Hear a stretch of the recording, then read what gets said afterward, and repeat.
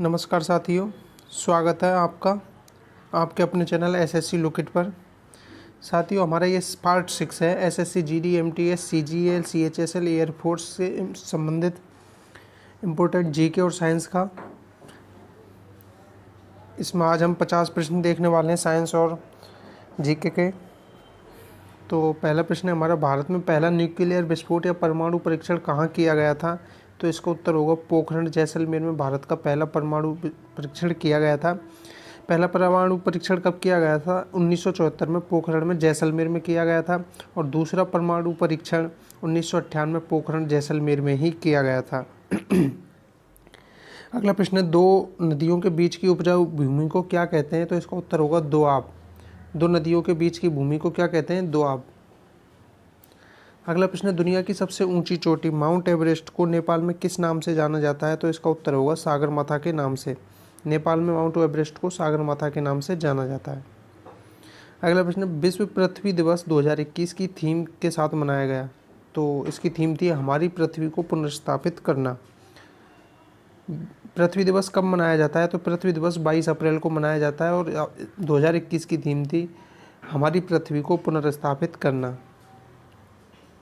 अगला प्रश्न, वाणिज्यिक बैंकों की जननी किसे कहा जाता है? वाणिज्यिक बैंकों की जननी किसे कहा जाता है? तो इसका उत्तर होगा बैंक ऑफ इंग्लैंड को। बैंक ऑफ इंग्लैंड को वाणिज्यिक बैंकों की जननी कहा जाता है। अगला है प्रश्न, 1 अप्रैल 2021 को chief of defence staff general Bipin Rawat, कौन है general Bipin Rawat chief of defence staff, ने तीसरे संयुक्त लॉजिस्टिक नोड यानी JLN का उद्घाटन कहाँ पर किया है? तो इसका उत्तर होगा मुंबई में उद्घाटन किया है। JLN में तीनों सेनाएं संयुक्त रूप से युद्धाभ्यास करती हैं। अगला प्रश्न, दीनार किस देश की मुद्रा है? दीनार किस देश की मुद्रा है? तो इसका उत्तर है कुवैत देश की मुद्रा का नाम दीनार है। अगला प्रश्न, भारत की पहली महिला IPS अधिकारी कौन है? तो इसका उत्तर होगा किरण बेदी। भारत की पहली महिला IPS अधिकारी कौन है? किरण बेदी। अगला प्रश्न, भारत के पहले प्रथम फील्ड मार्शल कौन थे? तो J मानेकशॉ भारत के पहले फील्ड मार्शल थे। अगला प्रश्न, अमेरिकी संसद का नाम क्या है? तो इसका उत्तर होगा कांग्रेस। अमेरिकी संसद का नाम क्या है? कांग्रेस। अगला प्रश्न, अंतरिक्ष में जाने वाले प्रथम व्यक्ति का नाम क्या है? तो इसका उत्तर होगा यूरी गागरिन। अंतरिक्ष में जाने वाले प्रथम व्यक्ति कौन है? Yuri Gagarin. ये 13 अप्रैल 1962 को अंतरिक्ष में गए थे। कब गए थे? 13 अप्रैल 1962 को। अगला प्रश्न, इंग्लिश चैनल को पार करने वाली प्रथम भारतीय महिला कौन थी? तो इसका उत्तर होगा आरती साहा। इंग्लिश चैनल को पार करने वाली प्रथम भारतीय महिला थी आरती साहा ने 16 घंटे 20 मिनट में 42 मील चलकर इंग्लिश चैनल को पार किया था। और इंग्लिश चैनल फ्रांस और इंग्लैंड के मध्य स्थित है। अगला प्रश्न है, पहले आधुनिक खेल ओलंपिक खेल का आयोजन कहाँ हुए थे? तो इसका उत्तर होगा एथेंस में।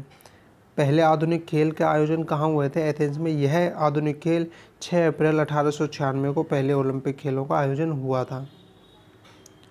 अगला प्रश्न, a century is not enough किसकी आत्मकथा है? तो इसका उत्तर होगा सौरभ गांगुली की। A century is not enough Saurabh Ganguly की आत्मकथा है।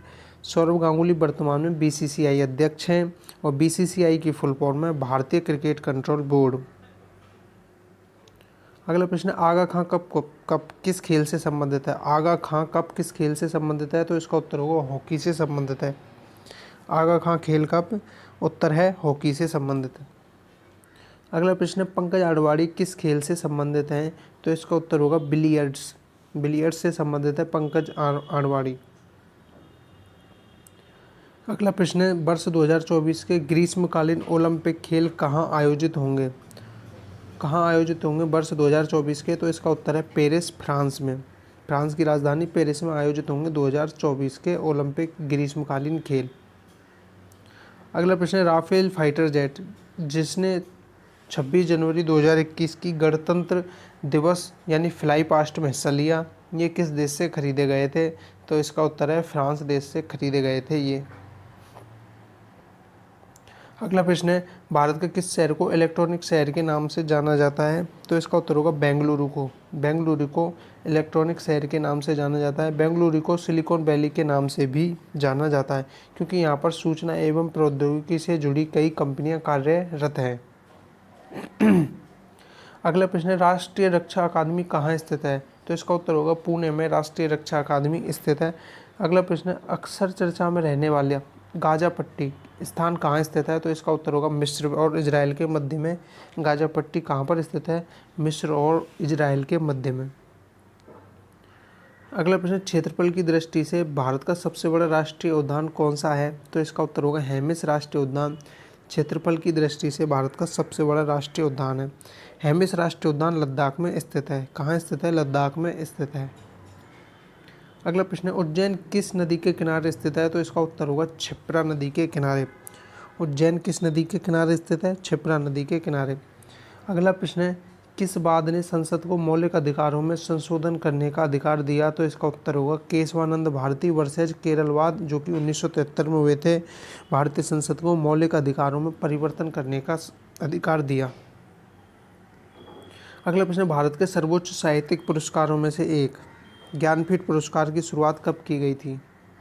तो इसका उत्तर है 1961 में ज्ञानपीठ पुरस्कार की शुरुआत की गई थी। प्रथम ज्ञानपीठ पुरस्कार 1965 में मलयालम भाषा के लेखक जी शंकर कुरूप को प्रदान किया गया था। प्रथम ज्ञानपीठ पुरस्कार किसे प्रदान किया गया? जी शंकर कुरूप को। अगला प्रश्न है, 16 मई 2021 को किसे अंतर्राष्ट्रीय अजय स्वर्ण पदक प्रतिष्ठित सम्मान दिए जाने की घोषणा की गई? तो इसका उत्तर होगा डॉक्टर रमेश पोखरियाल निशंक को 16 मई 2021 को अंतर्राष्ट्रीय अजय स्वर्ण पदक प्रतिष्ठित सम्मान दिए जाने की घोषणा की गई। अगला प्रश्न है, वर्ष 2020 के गांधी शांति पुरस्कार से किसे सम्मानित किया गया? तो शेख मुजीबुर रहमान को वर्ष 2020 के गांधी शांति पुरस्कार से सम्मानित किया गया।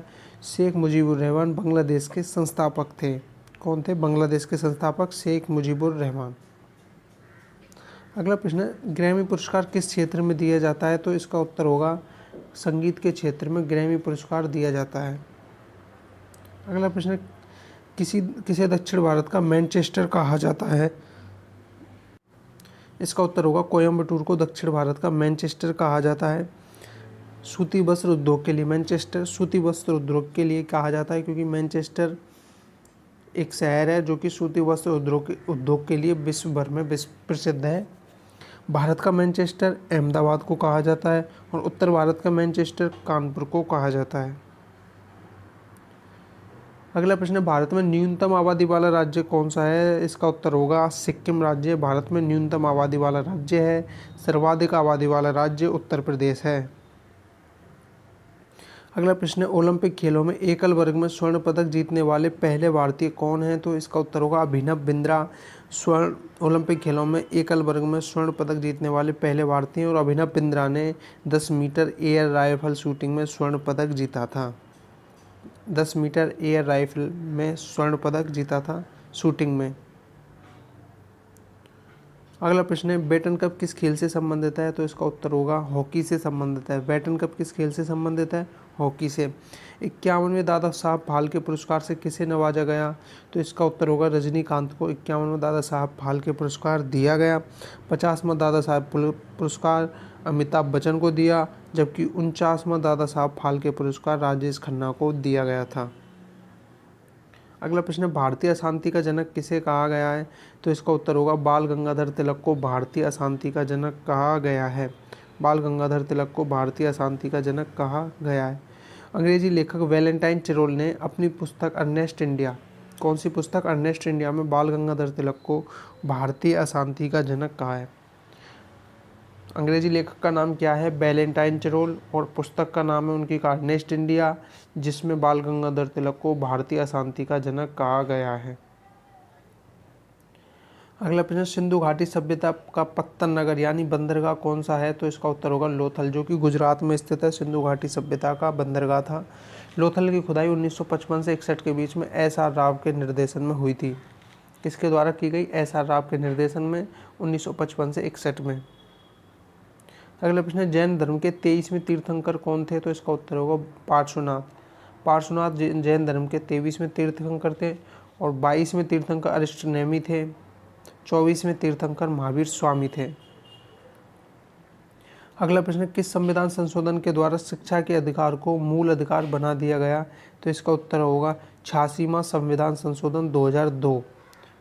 शिक्षा के अधिकार को मूल अधिकार बनाया गया 86वां संविधान संशोधन 2002 के द्वारा। अगला प्रश्न है नोबेल पुरस्कार किन क्षेत्रों में दिया जाता है? तो इसका उत्तर होगा पहला है शांति, दूसरा है रसायन विज्ञान के क्षेत्र में, तीसरा है चिकित्सा के क्षेत्र में, चौथा है साहित्य के क्षेत्र में और पांचवा है भौतिकी के क्षेत्र में। पहले गणित के क्षेत्र में भी दिया जाता था लेकिन गणित को हटा दिया गया है, गणित के क्षेत्र में नहीं दिया जाता है। तो इस प्रकार शांति, रसायन विज्ञान, चिकित्सा, साहित्य एवं भौतिकी कुल मिलाकर 5 क्षेत्रों में नोबेल पुरस्कार प्रदान किया जाता है। अगला प्रश्न है भारत रत्न पुरस्कार प्राप्त करने वाली प्रथम महिला कौन थी? तो इसका उत्तर होगा इंदिरा गांधी भारत रत्न प्राप्त करने वाली प्रथम महिला थी। 1971 में इनको भारत रत्न दिया गया इंदिरा गांधी को और 1980 में मदर टेरेसा को भारत रत्न से सम्मानित किया गया। अगला प्रश्न वर्ष 1954 में प्रथम बार भारत रत्न किसे दिया गया? तो इसका उत्तर होगा 3 लोगों को यह भारत रत्न दिया गया प्रथम बार। सभी का नाम सी से चालू होता है, सी राजगोपालाचारी, सर्वपल्ली राधाकृष्णन, सीवी रमन, यानी सा से चालू होता है सभी का नाम। तीनों को सर्वप्रथम दिया गया था वर्ष 1954 में, सी राजगोपालाचारी, सर्वपल्ली राधाकृष्णन और सीवी रमन को। साइंस का पार्ट है, साइंस का पार्ट देख लेते हैं। जब एक स्वतंत्र कंपन होता है तो उसमें उत्पन्न तरंग होगी, इसका उत्तर है तरंग दैर्ध्य। स्वतंत्र कंपन में तरंग दैर्ध्य उत्पन्न होती है। अगला है एक तनी हुई डोरी के कंपनों का परीक्षण करने वाला उपकरण कौन सा है? तो इसका उत्तर होगा सोनोमीटर। एक तनी हुई डोरी के कंपनों का परीक्षण करने वाला सोनोमीटर होता है। अगला है एक सरल लोलक की अधिकतम वेग किस स्थिति में होगा? तो इसका उत्तर होगा माध्य स्थिति पर एक सरल लोलक का अधिकतम वेग होगा और आयाम की स्थिति पर इसका वेग न्यूनतम होगा। अगला है कार्डियोलॉजी होता है, तो इसका उत्तर होगा हृदय का अध्ययन। कार्डियोलॉजी क्या होता है? हृदय का अध्ययन होता है। अगला है आनुवांशिक पदार्थ का विनिमय कब होता है? तो इसका उत्तर होगा लैंगिक जनन के द्वारा आनुवांशिक पदार्थ का विनिमय होता है। किसके द्वारा? लैंगिक जनन के द्वारा आनुवांशिक पदार्थ का विनिमय होता है।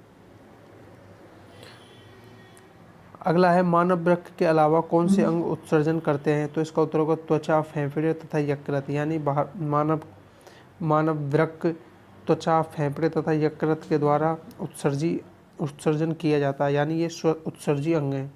अगला प्रश्न है वृक्क की संरचना एक एवं कार्यात्मक इकाई क्या है? तो इसका उत्तर होगा नेफ्रॉन्स वृक्क की संरचनात्मक एवं कार्यात्मक इकाई होती हैं। अगला है आरबीसी का कब्रिस्तान किसे कहा जाता है? तो इसका उत्तर होगा प्लीहा को आरबीसी का कब्रिस्तान कहा जाता है। अगला है फूल के बीच में विद्यमान पीले रंग की धूल क्या होती है? तो इसका उत्तर होगा पराग। फूल के बीच में जो पीले रंग का एक धूल जैसा होता है तो वह पराग होता है। अगला प्रश्न है मगरमच्छों में कितने प्रकोष्ठीय हृदय होता है? तो इसका उत्तर होगा 4 प्रकोष्ठीय हृदय मगरमच्छों में होता है। कॉन्स्टेंटन किसका मिश्र धातु है? तो तांबे तथा निकल का मिश्र धातु कॉन्स्टेंटन होता है। इंपॉर्टेंट क्वेश्चन है, कॉन्स्टेंटन किसका मिश्र धातु है? तांबे तथा निकल का। अगला है पेडोलॉजी में किसका अध्ययन किया जाता है? तो इसका उत्तर होगा मिट्टी का अध्ययन पेडोलॉजी में किया जाता है। मिट्टी के विज्ञान को पेडोलॉजी कहते हैं। हवा में ध्वनि का वेग कितना होता है? इंपॉर्टेंट क्वेश्चन, हवा में ध्वनि का वेग कितना होता है? 4.343 मीटर प्रति सेकंड, 4.343 मीटर प्रति सेकंड होता है हवा में ध्वनि का वेग।